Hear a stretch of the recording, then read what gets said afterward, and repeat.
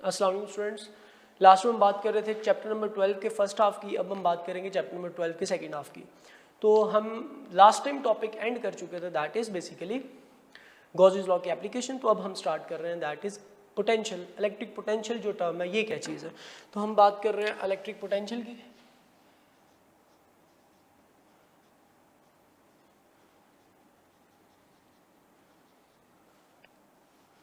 Okay जी, electric potential basically term है जिसको हम सिंपली डिफाइन कैसे करते हैं। इसके सिंबल वी होते हैं, आप जानते हैं, that is work done per unit charge. जितना भी वर्क किया जाए, जितने भी चार्ज के ऊपर किया जाए उसे पोटेंशियल डिफरेंस इलेक्ट्रिक पोटेंशियल का नाम दिया जाता है। ओके जी, एक और बात याद रखनी है, इसका बेसिकली यूनिट पेपर में पूछ लेता है, ये क्वांटिटी स्केलर है, वर्क का यूनिट होता है जाउल और चार्ज का यूनिट होता है कूलम। ये बन जाएगा जाउल पर कूलम। जाउल पर कूलम को सिस्टम इंटरनेशनल वाले वोल्ट का नाम भी देते हैं, ठीक है। तो कहता है अगर फॉर एग्जांपल एमसीक्यू बेस से रिलेटेड पेपर में अक्सर पूछ लेता है, कहता है if 100 joule work is done on a charge of 2 coulomb, then what will be the potential difference? potential difference आप बता रहे हैं, ठीक है जी। ऑप्शन 25 है volt beta, 50 volt Charlie, 100 volt delta, 150 volt. तो सिंपल सा हमारा रिलेशन ऊपर हमने देख लिया। पोटेंशियल डिफरेंस का फॉर्मूला होता है work done per unit charge. तो वर्क डन की वैल्यू उसने 100 का किया और कितने चार्ज पे 2 कूलम के ऊपर किया, तो आंसर आ जाएगा दैट इज 50 वोल्ट। तो ये सिंपल क्वेश्चन, इस तरह के और क्वेश्चन भी पेपर में पूछ लेता होता है, लेकिन याद रखना ये जो पोटेंशियल का फॉर्मूला, इसको जब सिंप्लीफाई करते हैं, हम सिंप्लीफाई करते हैं पोटेंशियल के फॉर्मूले को, तो हमारे पास पोटेंशियल का एक और फॉर्मूला बन जाता है that is potential which is equal to, simplify करने के बाद वर्क की वैल्यू पुट करने के बाद फोर्स इनटू डिस्प्लेसमेंट के साथ सारा कुछ पुट करके फाइनल हमारे पास रिलेशन आया था के क्यू ओवर आर। तो यहाँ पे याद रखना है ये हमारे पास रिलेशन है पोटेंशियल का for a single charge while moving away from the charge, ठीक है। Electric potential at a point due to a point charge वाले टॉपिक में आपने पढ़ा भी था। तो यहाँ पे एक बात आपको पता होनी चाहिए, पोटेंशियल का आर के साथ रिलेशन क्या बन जाता है, इनवर्स रिलेशन। अगर आपसे पूछा जाए for a single charge electric potential with distance क्या करता है, टेस्ट चार्ज के लिए किसी सिंगल चार्ज के इर्द गिर्द मूव कर जाएं, किसी चार्ज से अवे जाते हैं, तो बताएं पोटेंशियल की वैल्यू किस तरह वेरी करती है। तो इनवर्स लॉ के साथ वेरी करती है, तो इनवर्स लॉ का ग्राफ आ जाएगा दैट इज लाइक दिस, ठीक है। तो इस रिलेशन को आपने ज़हन में रखना शाबाश। और अगर वो आपसे कहे ये तो हमारा सिंगल चार्ज के लिए रिलेशन है ना, पोटेंशियल सिंगल चार्ज अगर यूनिट चार्ज पड़ा हुआ है उसके करीब कोई दूसरा चार्ज आता है, तो डिस्टेंस बढ़ाने से दोनों चार्जेस का पोटेंशियल कैसे वेरी करता है, तो हमारे पास इनवर्स लॉ आ जाता है। इसी तरह आपने एक और कॉन्सेप्ट भी पढ़ा हुआ है that is in case of potential gradient क्या काम होता है। पोटेंशियल ग्रेडियंट का कॉन्सेप्ट भी आपने पढ़ा हुआ है। पोटेंशियल ग्रेडियंट क्या चीज़ है ये भी आपने जरा ध्यान से सुनना शाबाश। तो पोटेंशियल का पहला फॉर्मूला है that is K Q over are. और इस तरह पोटेंशियल को एक और तरीके से भी निकालते हैं जिसको पोटेंशियल ग्रेडियंट कहते हैं। तो पोटेंशियल ग्रेडियंट का मैं यहाँ पे रिलेशन लिख रहा हूँ। और पोटेंशियल ग्रेडियंट के बारे में एक तो बात जो इंपॉर्टेंट बच्चे को एफएससी में नॉर्मली इतना खास नहीं पता चल रहा होता, तो यहाँ पे हम थोड़ा डिटेल से देखेंगे, तो गौर करना शाबाश बात समझने के लिए। कहता है पोटेंशियल ग्रेडियंट क्या होता है, कहता है अगर हम एक कैपेसिटर की प्लेट है फॉर एग्जांपल ये, और एक कैपेसिटर की प्लेट ये वाली है, ये दो प्लेट्स हैं, एक प्लेट के ऊपर पॉजिटिव चार्ज है तो दूसरी पे ऑब्वियसली कैपेसिटर की है तो नेगेटिव चार्ज होगा। कहते हैं ये दो कैपेसिटर की प्लेटें हैं, इन कैपेसिटर की प्लेटों के दरमियान इलेक्ट्रिक फील्ड क्या रहती है, कांस्टेंट। इलेक्ट्रिक फील्ड क्या रहती है भाई, कांस्टेंट रहती है। तो यहाँ पे मैं मेंशन कर रहा हूँ electric field is basically constant between plates. हमने ये लाइंस ऑफ फोर्सेस में बात की थी बिटवीन प्लेट्स। जहाँ पे इलेक्ट्रिक फील्ड कांस्टेंट हुआ करती है वहाँ पे हम कॉन्सेप्ट यूज करते हैं दैट इज पोटेंशियल ग्रेडियंट। और आपने भी होलो चार्ज स्फीयर में भी देखा था पोटेंशियल इलेक्ट्रिक फील्ड कांस्टेंट थी जो कि जीरो थी, तो हमने यही वाला रिलेशन पोटेंशियल ग्रेडियंट की हेल्प ली थी। तो याद रखें कैपेसिटर की प्लेटों के दरमियान भी इलेक्ट्रिक फील्ड कांस्टेंट रहती है। तो इलेक्ट्रिक फील्ड कांस्टेंट होने का मतलब है लाइंस ऑफ फोर्सेस पैरेलल हो जाती हैं, ना इनमें फासला बढ़ता है ना इनमें फासला कम होता है। तो ऐसी वाली सिचुएशन प्लेटों के दरमियान एग्जिस्ट करती है, तो it means that electric field will remain constant. तो जब भी इलेक्ट्रिक फील्ड कांस्टेंट रहेगी तो आपको फिर पोटेंशियल ग्रेडियंट की हेल्प लेनी पड़ेगी। पोटेंशियल ग्रेडियंट क्या था, delta V is directly proportional to minus delta R. प्लेटों के दरमियान ये रिलेशन होता है पोटेंशियल डिफरेंस और डिस्प्लेसमेंट टेस्ट चार्ज का एक पॉइंट से दूसरे पॉइंट, फॉर एग्जांपल एक चार्ज यहाँ पे टेस्ट चार्ज, वो यहाँ से मूव करके यहाँ पे आ गया, तो उसने जितना भी डिस्टेंस ट्रैवल किया उसे डेल्टा आर से शो करते हैं। तो जितना डिस्टेंस वो मूव करेगा डेल्टा आर, उतना ही पोटेंशियल का डिफरेंस भी क्रिएट होता जाएगा। इनका आपस में रिलेशन क्या होगा? डायरेक्ट। और जब भी डायरेक्ट रिलेशन होगा इनका आपस में, तो आप अगर वाई एक्सिस के ऊपर पोटेंशियल का डिफरेंस लेंगे, एक्स एक्सिस के ऊपर अगर आप डिस्टेंस मूव्ड लेंगे, तो इसका एक ग्राफ बन जाएगा, that will be a straight line. Straight line, एक वैल्यू पॉजिटिव होगी, दूसरी नेगेटिव, दूसरी पॉजिटिव, पहली नेगेटिव, तो ये फोर्थ क्वाड्रेंट में नॉर्मली बनेगा। नीचे आएगा ग्राफ, क्वाड्रेंट को अगर आप क्वाड्रेंट वाइज स्टडी करेंगे तो ये फोर्थ क्वाड्रेंट में चला जाएगा, लेकिन इसका ग्राफ आएगा स्ट्रेट लाइन, ठीक है। अगर मैं इस प्रोपोर्शनलिटी को, साइन को इक्वालिटी में चेंज करता हूँ तो एक कांस्टेंट आ जाता है। तो यहाँ से पॉजिटिव प्लेट से नेगेटिव प्लेट तक जाते जाते क्या चीज़ कांस्टेंट रह रही है, ऊपर मैंने मेंशन कर दिया।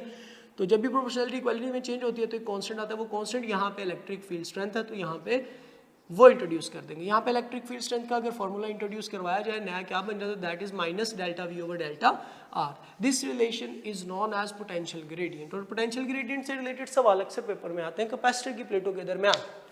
कहते हैं अगर आप, ये वाला पॉइंट है पॉइंट नंबर ए और ये वाला पॉइंट है पॉइंट नंबर बी, एक टेस्ट चार्ज है जो मूव कर गया डेल्टा आर डिस्टेंस ए पॉइंट से बी पॉइंट की तरफ, तो आप बताएं while moving from A to B, A to B जाते हुए क्या हुआ, ठीक है। तो पहली बात आपको पता होनी चाहिए, A से B पे जाएंगे, A पे B पे या दरम्यान में कहीं भी पहुंच जाए, इलेक्ट्रिक फील्ड तो कभी भी वेरी नहीं करेगी।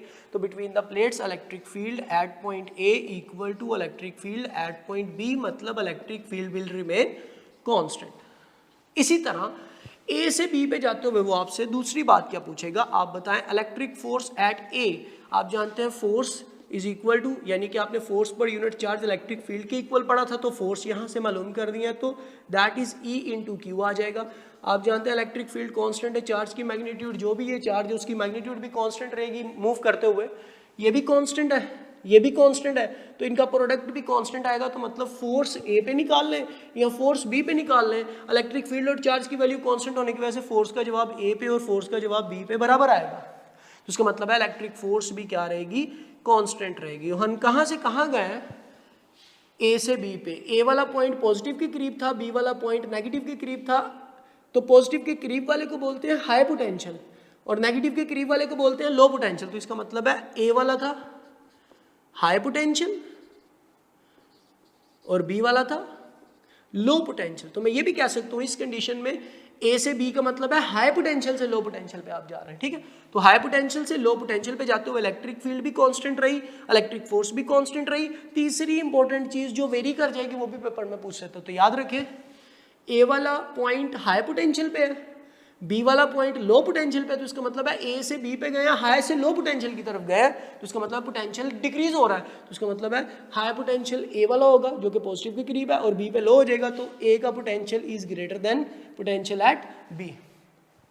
तो अगर मैं कहूं प्लेटों के दरमियान हम मूव करें हाई पोटेंशियल से लो पोटेंशियल की तरफ, तो इन तीनों में क्या क्या चेंज आएगा, इलेक्ट्रिक फील्ड में क्या चेंज आएगा, कांस्टेंट रहेगी, इलेक्ट्रिक फोर्स में क्या चेंज आएगा, कांस्टेंट रहेगी, इलेक्ट्रिक वोल्ट में क्या चेंज आएगा। तो आप याद रखें कि पॉजिटिव प्लेट के करीब वाले पॉइंट पे वोल्टेज हाई होगा और नेगेटिव वाले के करीब वोल्टेज कम हो जाएगा। इसी तरह वो आपसे ये कहता है if we move from A to B, A to B ही हम मूव किए, लेकिन अब की बार उसने ए वाला पॉइंट ये कर दिया नेगेटिव के करीब वाला और बी वाला पॉइंट उसने ये कर दिया रिवर्स कर दिया, इस तरह से मूव कर गया।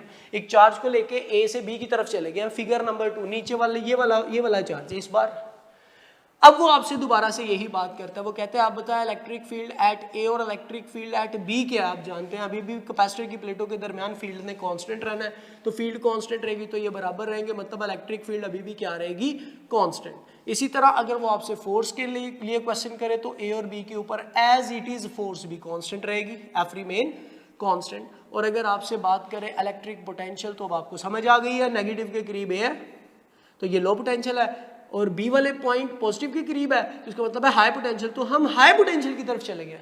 इस बार ए का लो पोटेंशियल है और बी का हाई है, तो इसका मतलब है इस बार ए का पोटेंशियल लो है और बी का पोटेंशियल हाई हो जाएगा। बी पॉजिटिव के करीब है ना, तो जो पॉजिटिव के लिए उसका पोटेंशियल हाई, क्योंकि आप कन्वेंशनली जिस चार्ज को मूव कर रहे हैं वो टेस्ट चार्ज है जो कि आप पॉजिटिव लेते हैं, तो पॉजिटिव टेस्ट चार्ज के लिए पॉजिटिव का पोटेंशियल हाई होता है।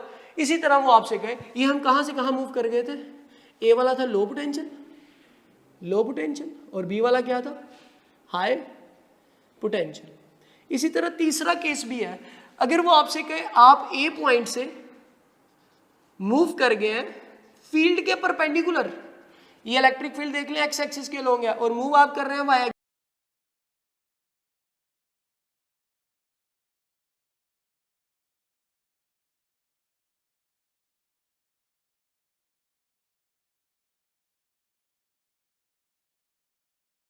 एक्सिस के लॉन्ग,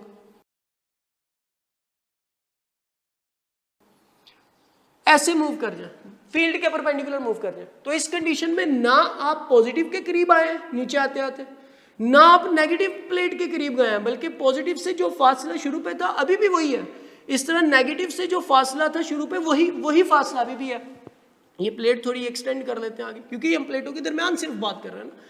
तो कहता है इस कंडीशन में जब आप फील्ड के परपेंडिकुलर मूव करते हैं तो आप ना पॉजिटिव के करीब जाते हैं ना नेगेटिव के करीब जाते हैं। तो इस कंडीशन में पॉजिटिव के करीब अगर गए होते तो पोटेंशियल हाई हो जाता, नेगेटिव की तरफ जाते तो पोटेंशियल लो हो जाता, तो इसका मतलब है potential will remain constant in this case. तो इस कंडीशन में ए से दोबारा से हम बी पे गए हैं, लेकिन परपेंडिकुलर टू, यहाँ पे मेंशन कर देता हूँ, परपेंडिकुलर टू फील्ड गए हैं।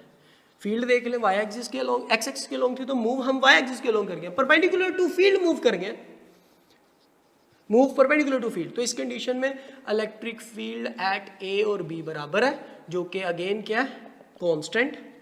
इसी तरह इलेक्ट्रिक फोर्स भी क्या आ रही है ए और बी पे, अगेन कांस्टेंट, क्योंकि प्लेटों के दरमियान ये दोनों चीजें रहनी ही कांस्टेंट है। और फाइनली तीसरी इंपॉर्टेंट चीज दैट इज इलेक्ट्रिक पोटेंशियल ए और बी पे, अब ये भी कांस्टेंट है क्योंकि हमने पॉजिटिव और नेगेटिव की तरफ गए ही नहीं, तो इस केस में वोल्टेज विल रिमेन कांस्टेंट। तो अगर पेपर में आ जाए एमसीक्यू की फॉर्म में, which of following may be true while moving between plates of capacitor, इनमें से कौन सी बात ठीक है? Alpha voltage remain constant, beta voltage decrease, Charlie voltage increase, delta may be all ABC, सारे ही पॉसिबल हो सकते हैं। तो आपको पता चल गया पहले केस में वोल्टेज चेंज हुआ, ए पे ज़्यादा था, बाद में ए पे कम हो गया और उस थर्ड स्टेप में कांस्टेंट भी रह गया। तो इसका मतलब है ऑल ऑफ दीज में भी possible depending upon where we are moving. Okay जी, नेक्स्ट हमारा टॉपिक है बेटा इलेक्ट्रॉन वोल्ट। आप जानते हैं इलेक्ट्रॉन, अगर इलेक्ट्रॉन वोल्ट की बात की जाए तो this is basically kinetic energy of electron. तो अगर काइनेटिक एनर्जी का रिलेशन हम देखें, काइनेटिक एनर्जी होती क्या, तो kinetic energy basically in terms of electron this is electron volt. और 1 इलेक्ट्रॉन वोल्ट किसके इक्वल होता है, इसको हम डिफाइन भी कर लेते हैं। आप जानते हैं इलेक्ट्रॉन वोल्ट एक काइनेटिक एनर्जी का यूनिट तो है, लेकिन अगर आप इसे जॉल में कैलकुलेट करना चाहते हैं तो फिर इसका मतलब है आपको इलेक्ट्रॉन चार्ज का यूनिट नहीं चाहिए। तो 1 एज इट इज रहने दें, इलेक्ट्रॉन की वैल्यू होती है 1 पॉइंट, चार्ज की वैल्यू इलेक्ट्रॉन के 1.6 इंटू 10⁻⁻⁹ तो ये आ जाएगा इन कूलम्स, और वोल्टेज साथ एज इट इज, तो कूलम वोल्ट को हम बेसिकली बोलते हैं दैट इज जॉल। तो ये हमारे पास फिर एक रिलेशन बन जाएगा, that is 1 electron volt is equal to 1.6 into 10⁻⁻⁹ और ये कूलम वोल्ट को मिला के जॉल बन जाएगा। तो हमारे पास ये रिलेशन बन जाता है that is for electron volt. एक और कन्वर्जन भी आ जाती है। अब तो पहली बात तो ये है कि आप जहाँ पे इलेक्ट्रॉन वोल्ट देखेंगे तो आप जॉल में चेंज करना चाहेंगे तो इलेक्ट्रॉन वोल्ट की जगह ये पुट कर दिया करें, ठीक है। इसी तरह अगर आपसे कहे वो जॉल में वैल्यू दे दे और इलेक्ट्रॉन वोल्ट में आंसर पूछ ले, तो फिर उसके लिए क्या करते हैं, यहाँ से जॉल की वैल्यू निकालते हैं, ये वाली वैल्यू इधर आके डिवाइड हो जाती है। तो इस फ्रैक्शन को भी याद रखना है, यहाँ 1 जॉल रह जाएगा, ये फैक्टर इधर आके डिवाइड हो जाएगा। तो 1 इलेक्ट्रॉन वोल्ट डिवाइडेड बाय, इसको डिवाइड कर दें वो नंबर जो था दैट इज 1.6 इंटू 10⁻⁻⁹ अब अगर कैलकुलेटर अलाउ ना हो तो आपको फिर इस फ्रैक्शन को सिंप्लीफाइड फॉर्म में याद करना पड़ेगा। कितने इलेक्ट्रॉन वोल्ट 1 जॉल के बराबर होते हैं, तो इसको सिंप्लीफाई कर लेते हैं, इस फ्रैक्शन को याद कर लेना। 1 जॉल इज इक्वल टू, इसको डिवाइड करते तो आता है 6.25 इंटू 10⁻18 इलेक्ट्रॉन वोल्ट। तो ये आपके पास रिलेशन दोनों आ गए। अगर 1 इलेक्ट्रॉन वोल्ट पूछे तो वो कितने जॉल के इक्वल होता है, 1.6 इंटू 10⁻⁻⁹ जॉल, और अगर 1 जॉल की वैल्यू पूछे तो 6.25 इंटू 10⁻18 इलेक्ट्रॉन वोल्ट। ये कन्वर्जन दोनों पेपर में अक्सर आ जाती है। इसके बाद हमारा सिंपल सा एक टॉपिक है दैट इज द कंपैरिजन। किस किस का कंपैरिजन है आपकी बुक में, वही कंपैरिजन का शॉर्ट क्वेश्चन भी आ जाते हैं। तो पहले थी इलेक्ट्रिकल फोर्स, इलेक्ट्रोस्टैटिक फोर्स जिसको बोलते हैं, और दूसरा था ग्रेविटेशनल फोर्स। इनका कंपैरिजन पेपर में अक्सर पूछ लेता है, ठीक है। तो आपको पता होना चाहिए इलेक्ट्रोस्टैटिक फोर्स क्या क्या हो सकती हैं, that is they may be attractive या ये रिपल्सिव भी हो सकती है, आप जानते हैं। लेकिन अगर ग्रेविटेशनल फोर्स की बात करें दैट इज ओनली अट्रैक्टिव होती है, आप जानते हैं। और अगर बात की जाए इलेक्ट्रोस्टैटिक फोर्स की, तो आप जानते हैं electrostatic force basically strong force है। ये दो पार्टिकल्स के ऊपर ज़्यादा स्ट्रांगली फोर्स एक्ट कर रही होती है। और अगर ग्रेविटेशनल फोर्स की बात की जाए दैट इज कंपैरेबली, ये कंपेयर करें तो कंपेयर करने इन दोनों को आपस में कंपेयर किया जाए तो उसके हिसाब से इन दोनों के हिसाब से ये स्ट्रॉन्ग है, और फिर ये comparably that is weaker, this is weaker force. और अगर बात की जाए ये क्यों स्ट्रॉन्ग है, तो आपको पता है इसका फॉर्मूला आता है that is F is equal to, अगर इलेक्ट्रोस्टैटिक फोर्स की बात की तो एफ इज इक्वल टू के Q1 Q2 over R square. तो आप जानते हैं के की वैल्यू क्या होती है, दैट इज 9 × 10⁻⁹ की यूनिट आप जानते हैं न्यूटन मीटर स्क्वायर पर कूलम स्क्वायर। तो ये के की वैल्यू इतनी बड़ी है, जब इतना बड़ा नंबर यहाँ पुट करेंगे तो फोर्स की वैल्यू तो एनलार्ज हो जाएगी। और अगर बात की जाए ग्रेविटेशनल फोर्स की, तो ग्रेविटेशनल फोर्स का फॉर्मूला आप जानते हैं Fg is equal to GMM over R square. और जी की बात की जाए that is approximately 10⁻11, that is very least, this is very greater. तो ये 10⁻11 में है, ये 10⁻9 में है, तो ये बहुत बड़ा नंबर है, जिसकी वजह से इसकी फोर्स का इलेक्ट्रोस्टैटिक फोर्स का आंसर बहुत ज़्यादा आ जाता है और ग्रेविटेशनल फोर्स का आंसर स्मॉल आता है। और अगर बात की जाए इसकी रेंज की, तो this is short range force, short range with respect to gravitational force है। ग्रेविटेशनल फोर्स किलोमीटर्स में फैली होती है, ये कंपैरेटिवली क्या होती है, that is long range force. और आप ये भी जानते हैं ये सिमिलरिटी क्या है, दोनों इलेक्ट्रोस्टैटिक फोर्स में चार्जेस की मैग्नीट्यूड का प्रोडक्ट आता है और ग्रेविटेशनल फोर्स में जो मैसेज होते हैं उनका प्रोडक्ट आता है। और inversely proportional to distance between the charges है, ये भी inverse scale of distance between the masses. तो ये सिमिलरिटी भी है इसमें। इसके अलावा और भी आप मतलब एक बार इस टॉपिक को लाजमी देख लेना, कोई भी प्रॉब्लम हो, कोई मसला हो तो आप मतलब बुक से शेयर कर सकते हैं। बुक से ये टॉपिक 2-3 लाइनों का, इसको पढ़ना भी लाजमी है, ठीक है। इसके साथ जो टेबल वगैरह वो भी इंट्रोड्यूस किए गए, वो पेपर में आ जाते होते, तो उसको भी आपने ज़हन में रखना। ओके जी, नेक्स्ट हमारी बात है बेसिकली सबसे मोस्ट इंपॉर्टेंट टॉपिक जो इस चैप्टर का, that is basically capacitor. Capacitor is the most important, यहाँ से सवाल अक्सर पूछा था पेपर में। तो कैपेसिटर चीज क्या आप जानते हैं, कैपेसिटर इज अ डिवाइस ये क्या करती है, use to store electrical energy, या चार्ज आप स्टोर करते हैं ये सरफेस के ऊपर, use to store charge to store electrical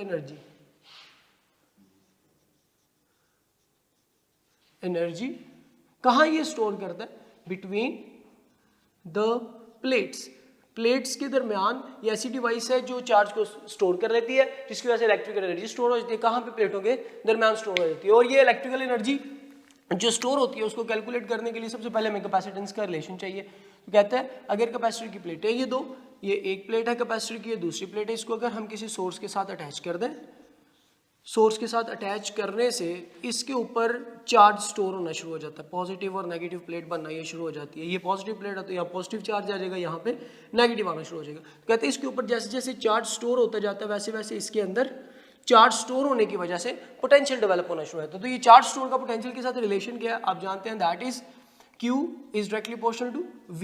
ये Q वो चार्ज है जो प्लेटों के ऊपर स्टोर होता जा रहा है, और V वो वोल्टेज है जो इस चार्ज के स्टोर होने के दरमियान प्लेटों के दरमियान डेवलप हो जाते हैं। ये वो वाले वोल्टेज है, ये बैटरी की वोल्टेज नहीं है, ये पहले आपने याद रखना। दिस इज द, ये रिलेशन में जो वोल्टेज यूज होते हैं, this is the voltage between positive and negative plate of the capacitor.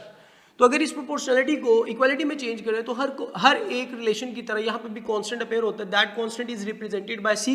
और अगर C की वैल्यू एलिमिनेट कर ले तो that is Q over V बन जाएगा। तो C is basically the proportionality constant of above relation. और जो प्रोपोर्शनलिटी कांस्टेंट होता है आप जानते हैं वो रहता ही कांस्टेंट है, वो चेंज नहीं होता। तो फिर इससे रिलेटेड ये बच्चा क्या सोच लेता है, C और V का इनवर्स रिलेशन है, C और Q का डायरेक्ट रिलेशन है। तो याद रख लें ऐसा नहीं है। अगर MCQ की फॉर्म में पेपर में सवाल आ जाए, वो कहे if V become double between plates of capacitor, then what will be its effect on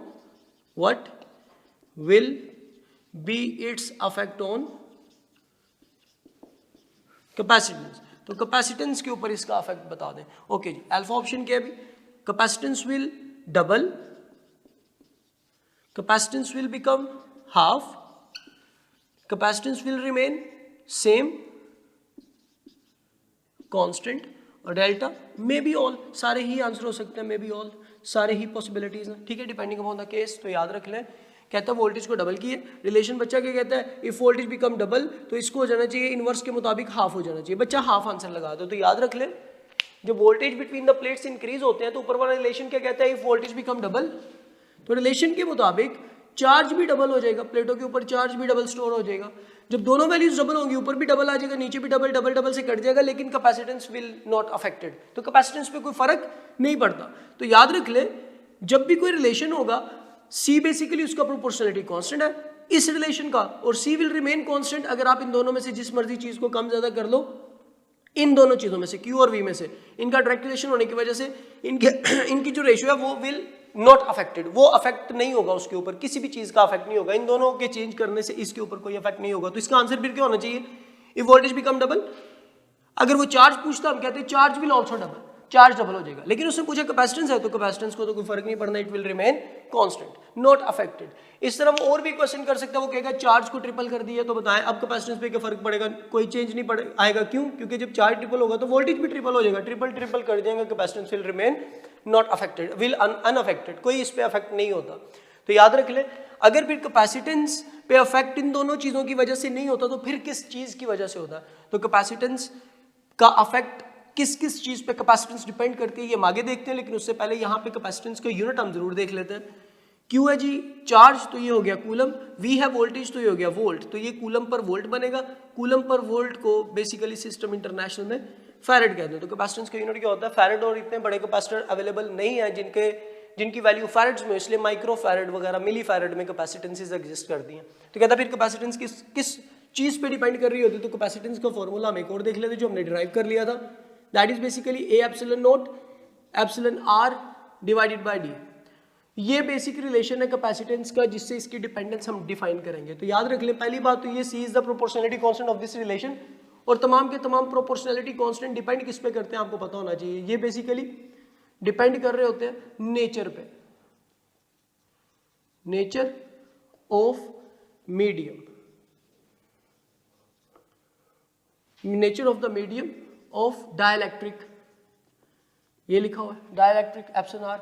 ये एप्सिलॉन आर डाइलेक्ट्रिक की नेचर पे डिपेंड कर रहा होता है, डाइलेक्ट्रिक किस चीज का बना हुआ है, डाइलेक्ट्रिक किस मटेरियल का बना हुआ है, उस पर डिपेंड करेगा, मतलब nature of the medium present between the plates of the parallel plate capacitor. उसके अलावा किस पे डिपेंड करता है, ए क्या है, दैट इज एरिया। बच्चे से एरिया समझते, असल में क्या होता है, contact area, contact area between the plates, plates का जो कॉन्टैक्ट एरिया होता है। फॉर एग्जाम्पल, अगर मैं कहता हूँ हमारे पास दो कैपेसिटर की प्लेट्स है, दो कैपेसिटर की प्लेट्स है, इसका एरिया 5 मीटर स्क्वायर है, इसका एरिया भी 5 मीटर स्क्वायर है। अगर मैं दोनों प्लेट्स को आमने सामने रख दूं, अगर मैं इन दोनों प्लेट्स को आपस में ज्वाइन कर दूं, तो इसका मतलब है ये दोनों इन टच आ गई हैं। जब ये दोनों इन टच आ जाएंगी तो आपको पता चल जाएगा इन टच आने के बाद ये पूरे का पूरा एरिया इसके साथ इन कॉन्टैक्ट हो गया। तो इसका मतलब क्या है, this is the contact area. जो प्लेट्स जब सामने थी तो आपस में बिल्कुल आपस में अटैच होने के बाद एरिया निकलता, that is the contact area. और अगर मैं प्लेट्स को ऐसे कर दूं, आमने सामने न रखूं, ऐसे कर दूं, अब इस कंडीशन में अगर मैं दोनों प्लेट्स को आपस में कंबाइन करूंगा तो सिर्फ इतना सा एरिया कॉमन आएगा, इतना सा एरिया। ये जो एरिया है that is the contact area in this case.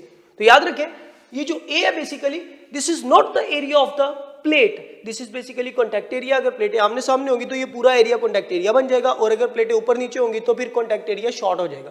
तो याद रखना है, ये ए बेसिकली क्या होता है, that is the contact area. इसी तरह आगे हम फर्दर बात करते हैं, that is basically the contact area. इसको आपने ज़हन में रखना है। और साथ में किस पे डिपेंड कर रहा है, दैट इज डी। डी क्या होता है, जो दो कैपेसिटर की प्लेटें होती हैं इनके दरमियान जो सेपरेशन होता है उसको डी से रिप्रेजेंट किया जाता है। तो इसका मतलब है ये सेपरेशन हो गया, तो इसको बोलते हैं that is separation between plates. और अगर सेपरेशन को और एरिया को दोनों को कंबाइन करके बोला जाए तो दैट इज द ज्योमेट्री। तो दूसरे लफ्जों में मैं कह सकता हूं nature of the medium between the plates और ज्योमेट्री पे डिपेंड करता है। ज्योमेट्री में दो चीजें आ जाती हैं, कॉन्टैक्ट एरिया आ जाता है और साथ में सेपरेशन बिटवीन द प्लेट्स आ जाता है। ये आपको पता होना चाहिए। अब यहाँ से इससे रिलेटेड वो सवाल मुख्तलिफ कर सकता है, लेकिन उसके सवाल करने से पहले एक बात यहाँ पे आपने देख लेनी है, ये डाइलेक्ट्रिक एप्सिलॉन आर की मौजूदगी में कैपेसिटेंस है तो इसको सी मीडियम कहते हैं। इस तरह सी वैक्यूम भी होता है। सी वैक्यूम क्या चीज़ है, अगर डाइलेक्ट्रिक ना हो तो कैपेसिटेंस क्या होगी, तो डाइलेक्ट्रिक नहीं होगा तो एप्सिलॉन आर बीच में से रिमूव कर दे, बन जाएगा A epsilon not over D बन जाएगा। अगर मैं पूछूं आप मुझे बताएं सी वैक्यूम क्या है, तो आप कहेंगे डाइलेक्ट्रिक की मौजूदगी के बगैर कैपेसिटेंस बिटवीन द प्लेट्स, वो बन जाएगा A epsilon not divided by D. अगर A epsilon not divided by D को सी वैक्यूम कहते हैं तो यहां पे भी लिखा हुआ है ए epsilon not divided by D, तो मैं इस पूरे फैक्टर को रिमूव कर देता हूं, इस पूरे फैक्टर की जगह इसकी जगह मैं सी वैक्यूम लिख दूंगा, तो ऊपर वाला रिलेशन क्या बन जाएगा C medium that is equal to, इस पूरे फैक्टर की जगह हम सी वैक्यूम लिख देंगे, सी वैक्यूम और साथ में एप्सिलॉन आर मेंशन कर देंगे, तो यहां से एप्सिलॉन आर का एक नया रिलेशन बन जाएगा C medium capacitance between the parallel plate capacitor when there is medium between the plates divided by when there is vacuum between the plates. तो हमारे पास एक रिलेशन नया बन गया, तो इसका मतलब है इसका आंसर भी ग्रेटर देन 1 होना चाहिए, क्योंकि आप जानते हैं एप्सिलॉन आर की वैल्यू हमेशा यूनिटी से ग्रेटर होती है। अगर पेपर में सवाल करना चाहे तो वो इस रिलेशन और इस रिलेशन दोनों को यूज कर सकता है, लेकिन वो करेगा किस किस्म का सवाल, तो हम एक दो एमसीक्यू देख लेते हैं। वो कहता है if separation become double and contact area between the plates reduces to half, then what will be its effect on capacitance। C prime का मतलब है नई कैपेसिटेंस पे इसका क्या फर्क पड़ेगा। ओके जी, तो फिर हमारी ऑप्शन क्या होंगी, वो कहता है अल्फा ऑप्शन में that is capacitance will become half, that will become 1/4, Charlie में कह देते हैं 4 टाइम्स, और डेल्टा में कह देता है नन ऑफ दिस, इनमें से कोई भी ऑप्शन नहीं है। ठीक है जी, तो हमें फिर रिलेशन पता है सी कैपेसिटेंस जो कि पुरानी थी उसका फॉर्मूला था ए एप्सिलॉन नॉट ओवर डी। अब आपको नई कैपेसिटेंस चाहिए, जब एरिया ए था सेपरेशन डी थी तो कैपेसिटेंस सी थी। अब जो नई कैपेसिटेंस है वो सवाल के मुताबिक वो कहते हैं सेपरेशन को डबल कर दिया तो डी को डबल कर दिया, नीचे आ जाएगा डी की बजाय 2d।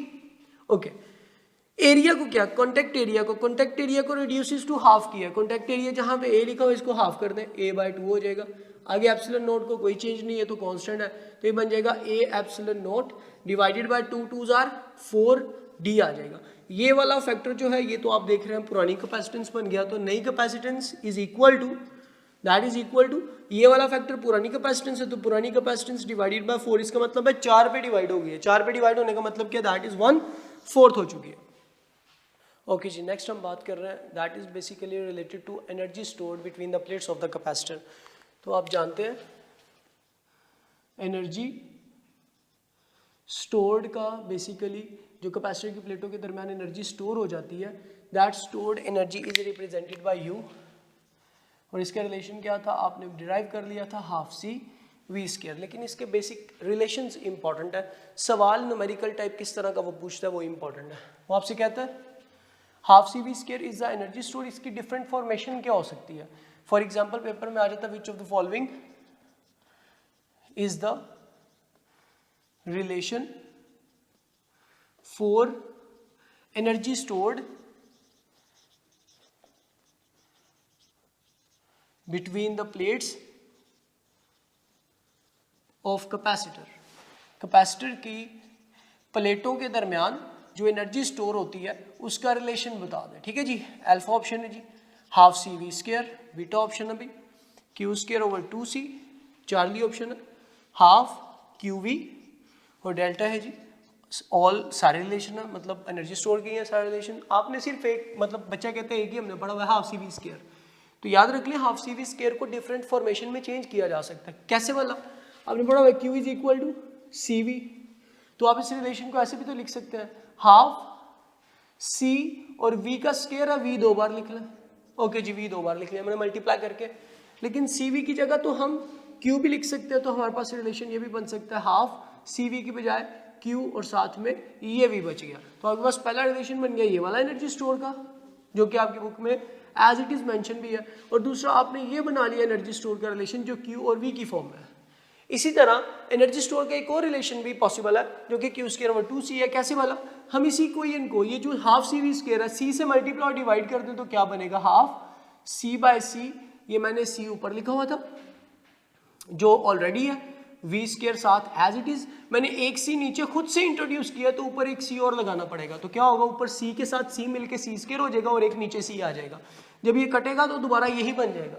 लेकिन इसका बेनिफिट क्या हुआ, इसका बेनिफिट ये हुआ हाफ की जगह हाफ आ गया, सी की जगह सी आ गया, और सी वी को मिला के क्यों बोलते हैं, तो ये सी का स्केयर और वी का स्केयर है, तो सी वी का स्केयर होगा तो इसकी जगह रिप्लेसमेंट में आप क्यू का स्केयर लिख सकते हैं। तो आपके पास तीसरा फॉर्मूला, जो तीसरी फॉर्मेशन बनी है ए की फॉर्मूले का तीसरा हिस्सा बना, वो क्या बन गया, क्यू स्केयर ओवर 2c बन गया। इसी तरह आप एनर्जी स्टोर का फॉर्मूला भी डिराइव करते होते हैं। एनर्जी स्टोर का फॉर्मूला मैं लिख देता हूँ, लेकिन एनर्जी स्टोर हम करेंगे अगले एमसीक्यू में। कहता है एनर्जी स्टोर्ड यानी कि energy store per unit volume, जिसको एनर्जी डेंसिटी कहते हैं, इसका फॉर्मूला क्या था, आपने इसको भी डिराइव किया था, half epsilon not epsilon R into E square. लेकिन उससे पहले हम देख लेते हैं एनर्जी स्टोर का फॉर्मूला कौन सा। तो आपने देख लिया ये तीन फॉर्मूले एनर्जी स्टोर के बनते हैं, यहाँ पे तीनों लिखे हुए, तो इसका मतलब है all of these is the right answer.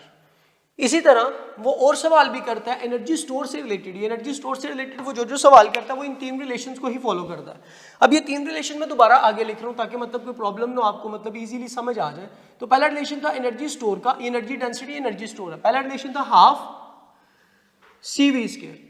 दूसरा रिलेशन एनर्जी स्टोर का क्या था, that is energy store is equal to half C V square की बजाय हाफ क्यू वी बन गया।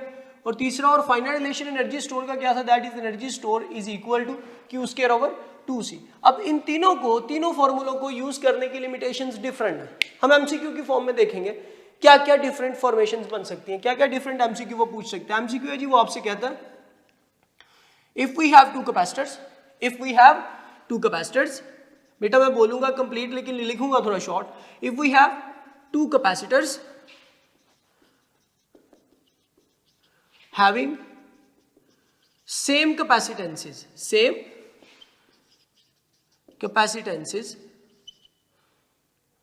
has ratio of voltages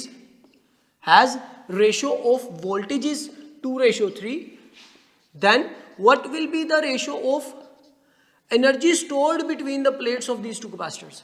What is the ratio of energy stored between the plates of these two capacitors? तो option है जी आपके पास 2:3 है, beta 4:9 है, Charlie 9:4 है, डेल्टा 3:2 है। तो इन ऑप्शन में से कोई एक ऑप्शन ऑब्वियसली आंसर है, लेकिन इसको सॉल्व करने से पहले आपको ट्रिक पता होना चाहिए कि आप किस तरह से इसे सॉल्व करेंगे।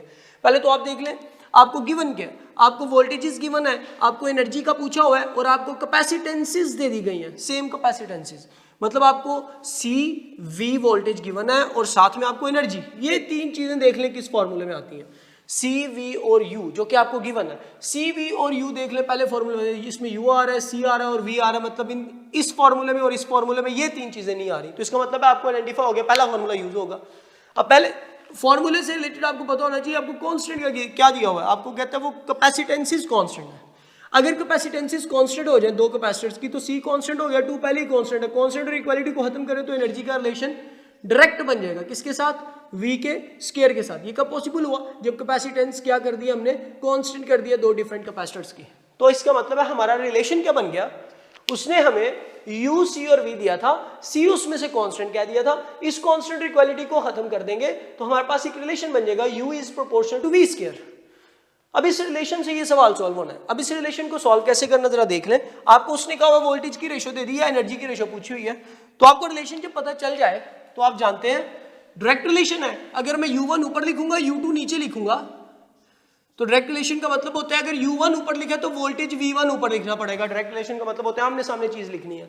इस तरह u2 नीचे लिखा हुआ है तो मुझे v2 नीचे लिखना पड़ेगा और इसका फिर मुझे साथ में स्केयर करना पड़ेगा। अगर मैं स्केयर कर दूंगा तो मेरे पास रिलेशन क्या बनेगा, वोल्टेज v1 ओवर v2 था 2/3, तो मैं यहाँ पे 2/3 लिख लूंगा, इसका स्केयर कर दूंगा तो मेरे पास आंसर आ जाएगा, दैट इज 4:9। तो कौन सी option is the right answer, which is 4:9, which is beta. इसी तरह ये सवाल मैं थोड़ा सा चेंज कर दूं, थोड़ा सा डिफरेंट कर दूं, इसी तरह का सवाल एक और कर लेते हैं ताकि आपको आइडिया हो जाए रिलेशन का यूज बेसिकली क्या है। एमसीक्यू में वो आपसे पूछ लेता है if we have two capacitor, वही स्टेटमेंट है, if we have two capacitors, दोबारा से आपको दो कैपेसिटर्स दे दिए हैं, both store same amount of charge, both store same amount of charge if ratio of voltages between the plates is 2:3, then what is the ratio of energy stored between the plates of the capacitor। ये आपने बताना है। कहते हैं दो capacitor है, दोबारा से अब दोनों कैपेसिटर्स के ऊपर चार्ज की क्वांटिटी सेम स्टोर हो गई है, तो आप बताएं वोल्टेज की रेशियो वही है पहले वाली 2/3, तो अब एनर्जी की रेशियो वही सवाल, वोल्टेज की रेशियो दी हुई है, यहाँ पे भी एनर्जी की पूछी हुई है, यहाँ पे भी वोल्टेज की रेशियो दी हुई है, एनर्जी की रेशियो पूछी हुई है। अब ऑप्शंस आ जाए, सेम ऑप्शंस है, दैट इज 2:3 बीटा ऑप्शन है, 3:2 चार्ली ऑप्शन है, 4:9 डेल्टा ऑप्शन है, 9:4। ठीक है, अब इनमें से कोई एक आंसर होना चाहिए। ठीक है, ऑप्शन तकरीबन नंबरिंग में आगे पीछे लेकिन ऑप्शन सेम है। ओके, वो आपसे कहते हैं दोनों का चार्ज सेम है, इसका मतलब है आपको सवाल में क्या दिया हुआ है, चार्ज दिया हुआ है, क्यू दिया हुआ है, और वोल्टेज दिया हुआ है, वी दिया हुआ है, और साथ में एनर्जी दी हुई है, यू दिया हुआ है। अब आप पहले नंबर पे तो आप डायरेक्ट स्क्वायर लॉ दोबारा नहीं लगा देंगे, जैसे यहाँ पे लगा दिया था डायरेक्ट स्क्वायर लॉ, रेशो का स्क्वायर कर दिया, ऐसे नहीं करना। अब पहले देखिए क्यू वी और यू किस रिलेशन में दिया हुआ है, क्यू वी और यू आप देख सकते हैं इस रिलेशन में यू भी आता है, क्यू भी आता है और वी भी आता है, ये रिलेशन वैलिड हो जाएगा। अब इस कंडीशन में चेक कर लेते हैं कांस्टेंट क्या है, उसने आपको कांस्टेंट क्या दिया हुआ है, that is constant is charge, Q is the constant. तो अगर क्यू कांस्टेंट है, कांस्टेंट और टू भी कांस्टेंट है, कांस्टेंट और इक्वालिटी को खत्म करें तो यू और वी का रिलेशन इस बार डायरेक्ट बना विदाउट स्क्वायर। ऊपर वाले में देख लें स्क्वायर के साथ बन रहा था, नीचे वाले में देख लें कैपेसिटेंस कांस्टेंट तो डायरेक्ट स्क्वायर बनता है, और अगर चार्ज सेम स्टोर हो जाए तो डायरेक्ट बनता है विदाउट स्क्वायर, क्योंकि यहाँ पे तो स्क्वायर आ ही नहीं रहा। तो कहते हैं इस रिलेशन में यू एनर्जी का वोल्टेज के साथ डायरेक्ट रिलेशन कब होगा, जब चार्ज कांस्टेंट हो जाएगा। तो इसका मतलब हमारा फिर सेकंड क्वेश्चन जो है that is with the constant charge, तो हमारा relation u is directly proportional to v square की बजाय u is directly proportional to v लग जाएगा। अब अगर इसमें रेशो का क्वेश्चन आ जाए तो आप जानते हैं डायरेक्ट रिलेशन है, ये भी u1 ऊपर लिखेंगे u2 नीचे लिखेंगे, तो ऊपर v1 लिखेंगे नीचे v2 आमने सामने। अब इसका स्क्वायर करने की जरूरत नहीं है। अब वोल्टेज की रेशियो आपको क्या दी है, दैट इज 2/3, तो आप यहाँ पे लिख लें एज इट इज 2/3, तो आपका आंसर बनता है 2:3 विच इज अल्फा नाउ। इसी तरह वो आपसे मुख्तलिफ वैरायटी के क्वेश्चन पूछ लेगा, वैरायटी के क्वेश्चन पूछ लेगा। अब मैं एक क्वेश्चन और करवाता हूँ, इसी से रिलेटेड आपको आई होप आइडिया हो जाएगा। वो आपसे कहता है इफ एमसीक्यू है जी, इफ वी हैव कंपैरिजन के क्वेश्चन हैं ये सारे, ज्यादातर पूछता भी ऐसे ही है। कहता है if we have two capacitors both store same amount of charge,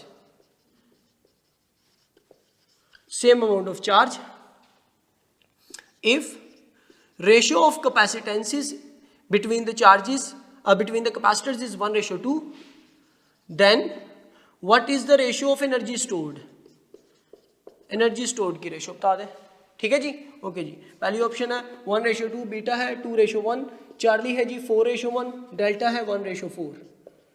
okay, तो कहता है दो कैपेसिटर्स हैं, दोनों ने same amount of charge store किया है, कैपेसिटेंसेस की रेशियो दी हुई है, तो आप एनर्जी स्टोर की रेशियो बता दें। तो पहले आपको गिवन क्या क्या, आपको चार्ज गिवन है, कैपेसिटेंस दी हुई है और साथ में एनर्जी दी हुई है, तो ये वाला रिलेशन यूज होगा। क्यू सी और वी यू बनता है, क्यू सी और यू, तो ये देखिए इसमें यू भी आ रहा है, क्यू भी आ रहा है और सी भी आ रहा है, ये रिलेशन वैलिड है।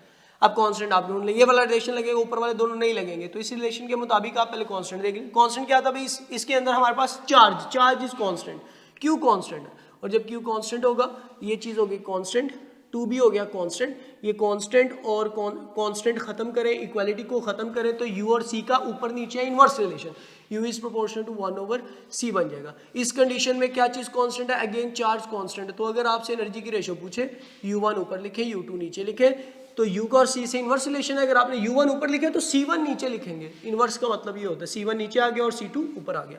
आपको c1/c2 की रेशियो 1/2 दी है, इधर c2/c1 उल्टा चाहिए, तो आप इसको उल्टा कर दें, 2 ऊपर चला जाएगा 1 नीचे आ जाएगा, तो आंसर बन जाएगा दैट इज 2:1। इसी तरह वो और भी एमसीक्यू पूछ सकते हैं एनर्जी स्टोर से रिलेटेड सवालों में, और भी एमसीक्यू पूछ सकते हैं। कैसे, फॉर एग्जांपल वो आपसे कहेगा अगर किसी कैपेसिटर के अंदर चार्ज जो स्टोर हो रहा था वो डबल हो गया, वोल्टेज की क्वांटिटी भी डबल हो गई है, तो आप बताएं एनर्जी पे क्या फर्क पड़ेगा। तो दोनों डबल हुए तो 2 2 4 हो जाएगा, 4 टाइम एनर्जी स्टोर हो जाएगी।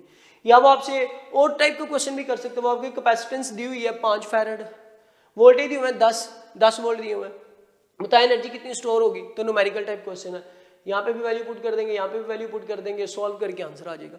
तो इससे आपको वो कंपैरेटिव क्वेश्चन भी दे सकता है, न्यूमेरिकल प्रॉब्लम भी दे सकता है। तो कंपैरेटिव क्वेश्चन हमने काफी किया, न्यूमेरिकल प्रॉब्लम सिंपल होंगे, वो आपसे क्वेश्चंस में वैल्यूज दे देगा, कैपेसिटेंस की, वोल्टेज की, चार्ज की, वोल्ट की या चार्ज की और कैपेसिटेंस की, तो एनर्जी पूछ लिया करेगा, या 3 अननोन्स में से कोई 2 दे देगा, कोई नॉन कर देगा, एक अननोन आपसे पूछ लिया करेगा। ठीक है, तो ये क्वेश्चंस मतलब इससे रिलेटेड काफी अक्सर आ जाता है। तो एनर्जी स्टोर के अलावा एनर्जी डेंसिटी का भी एक रिलेशन है, ये हमने लिखा था एनर्जी डेंसिटी का, that is 1/2 epsilon not epsilon R E square. अब आपको तो साफ नजर आ रहा है epsilon not epsilon R E square, ये अगर एनर्जी डेंसिटी का रिलेशन तो पेपर में सवाल कैसा आता है मैं यहाँ पे मेंशन कर रहा हूँ। इसी से रिलेटेड एनर्जी डेंसिटी से रिलेटेड ये सवाल बहुत इंपॉर्टेंट है। कहता है if we place dielectric between the plates, dielectric है ये, dielectric between plates of parallel plate capacitor, then what will be its effect on, what will be its effect on energy density. Energy density के लिए मैं energy you के नीचे density का symbol डाल लूँ तो ये energy density, what will be its effect on energy density. पहली ऑप्शन है जी इंक्रीज हो जाएगी, बीटा है डिक्रीज हो जाएगी, चार्ली रिमेन कांस्टेंट, और डेल्टा है जी कैन नॉट प्रेडिक्टेड, मतलब आपको जो डाटा दिया हुआ उससे आप प्रिडिक्ट नहीं कर सकते, इस डाटा से आप प्रिडिक्ट नहीं कर सकते, ठीक है। अब बच्चा क्या करेगा, एनर्जी डेंसिटी का फॉर्मूला, मैं यहीं पे डायरेक्ट आ रहा हूँ क्वेश्चन और यहाँ पे हम डायरेक्ट आ रहे हैं। बच्चा क्या कहता है, देखिए जो एनर्जी स्टोर है एप्सिलॉन आर के साथ क्या रिलेशन है, आमने सामने है, तो एनर्जी डेंसिटी का एप्सिलॉन आर के साथ क्या रिलेशन बन जाता है, डायरेक्ट। ऐसा नहीं है, ऐसा नहीं है, ध्यान से देखना। कहते हैं लग ऐसी रहा है जैसे एनर्जी डेंसिटी का एप्सिलॉन आर से डायरेक्ट रिलेशन है। अगर एप्सिलॉन आर मीडियम आया है, एप्सिलॉन आर की वैल्यू आई है, हमने डाइलेक्ट्रिक रखा है, तो एनर्जी डेंसिटी बढ़ जानी चाहिए, ये रिलेशन यही कह रहा है। लेकिन याद रख ले डाइलेक्ट्रिक के आने से ये तो इंट्रोड्यूस हुआ, डाइलेक्ट्रिक के आने से ई भी बदल जाती है ना, ई भी बदल जाती है। तो डाइलेक्ट्रिक जब भी रखेंगे तो एप्सिलॉन आर तो इधर इंट्रोड्यूस होगा, साथ ई की वैल्यू भी बदल जाएगी, ई भी वेरिएबल है ना। तो आप जानते हैं एनर्जी डेंसिटी का अगर आपने रिलेशन बनाना ना एप्सिलॉन आर के साथ, तो 2 भी कांस्टेंट होना चाहिए, बाकी चीजें सारी कांस्टेंट होनी चाहिए। एप्सिलॉन नॉट भी कांस्टेंट होना चाहिए, तो होते ही कांस्टेंट है, 2 भी कांस्टेंट होता है, ई भी कांस्टेंट होना चाहिए। लेकिन आप याद रख लें जब भी डाइलेक्ट्रिक आता है तो ई कांस्टेंट नहीं रहता, ई नहीं कांस्टेंट रहता। तो इसका मतलब है आप एनर्जी डेंसिटी का डायरेक्ट रिलेशन एप्सिलॉन आर से नहीं बना सकते, क्योंकि ई वेरिएबल है, डाइलेक्ट्रिक के आने से ये बदल जाता है। तो इसका मतलब क्या है, energy density is not directly proportional to epsilon R. क्यों? क्योंकि ये चीज कांस्टेंट नहीं रही। तो इसका मतलब है फिर हमें इसको मजीद सिंप्लीफाई करना पड़ेगा, एप्सिलॉन आर के साथ रिलेशन बनाने के लिए इसको हमें कांस्टेंट करना पड़ेगा। कांस्टेंट ये नहीं हो सकता, ये वेरिएबल है, तो इसको सिंप्लीफाई कर लो। मैं यहीं पे सिंप्लीफाई कर रहा हूँ। कहते हैं आप जानते हैं एनर्जी डेंसिटी का रिलेशन क्या था, energy density is equal to 1/2 epsilon not epsilon R, और इलेक्ट्रिक फील्ड इंटेंसिटी ई, इसका फॉर्मूला आप जानते हैं क्या होता है, that is K Q over R square. तो इसको लिख दें, के की value 1/4 pi epsilon not epsilon R होती है, ये आ गया के, आगे क्यू आता है, ये आ गया Q divided by R square. Okay, ये आर स्क्वायर, ये हमने ई की वैल्यू लगा दी है, लेकिन ई का स्क्वायर भी है तो इसका भी आप फिर स्क्वायर कर दें। इसको सिंप्लीफाई कर लें मजीद, 1/2 एप्सिलॉन नॉट एप्सिलॉन आर, इसको मजीद सिंप्लीफाई करें, 1/4 का स्क्वायर 16 पाई का square as it is, epsilon naught square epsilon R square, यहाँ पे क्यू स्क्वायर आ जाएगा और डिवाइडेड बाय आर की पावर 4 हो जाएगी। इसको सिंप्लीफाई करें, एक एप्सिलॉन नॉट इस एप्सिलॉन नॉट से कट गया, एक एप्सिलॉन आर इस एप्सिलॉन आर से कट गया, इसको सिंप्लीफाई करें, 1/2 एप्सिलॉन नॉट एप्सिलॉन आर तो रिमूव हो चुके हैं, तो बाकी क्या बचा, 1/16 पाई स्क्वायर, एप्सिलॉन नॉट का स्क्वायर अब नहीं रहा, सिर्फ एप्सिलॉन नॉट है, और साथ एप्सिलॉन आर है, इसका भी स्क्वायर नहीं रहा, ऊपर आ जाएगा क्यू का स्क्वायर और नीचे आर की पावर 4 एज इट इज आ जाएगा। ओके, अब देखिए जरा, वो कहते हैं एनर्जी डेंसिटी का एप्सिलॉन आर से रिलेशन यहाँ पे वैलिड है। कैसे? अगर एनर्जी डेंसिटी का एप्सिलॉन आर से रिलेशन में है तो यहाँ पे वैलिड क्यों है, क्योंकि आप जानते हैं 2 तो कांस्टेंट रहेगा, 16 भी कांस्टेंट रहेगा, पाई भी कांस्टेंट रहेगा, एप्सिलॉन नॉट होता ही कांस्टेंट है, चार्ज जो भी इंट्रोड्यूस करवाया गया उसकी वैल्यू भी कांस्टेंट है और आर की वैल्यू भी कांस्टेंट है। तो इसका मतलब है सारे ही कांस्टेंट है। जब सारे ही कांस्टेंट हो तो एप्सिलॉन आर के साथ क्या रिलेशन बन रहा है, ये चीज ऊपर है, ये वाली चीज नीचे है, तो एनर्जी डेंसिटी का एप्सिलॉन आर से रिलेशन बन गया इनवर्स। तो this is the correct relation. ये क्यों गलत है, ये क्यों नहीं सही, एनर्जी डेंसिटी का एप्सिलॉन आर से डायरेक्ट, क्योंकि ई वेरिएबल था। ई वेरिएबल होने की वजह से एनर्जी डेंसिटी का एप्सिलॉन आर से डायरेक्ट रिलेशन नहीं बना, क्योंकि ये तब डायरेक्ट होता है जब ये कांस्टेंट होता। हमने इसकी वैल्यू पुट करके एंड पे आंसर ये निकाला।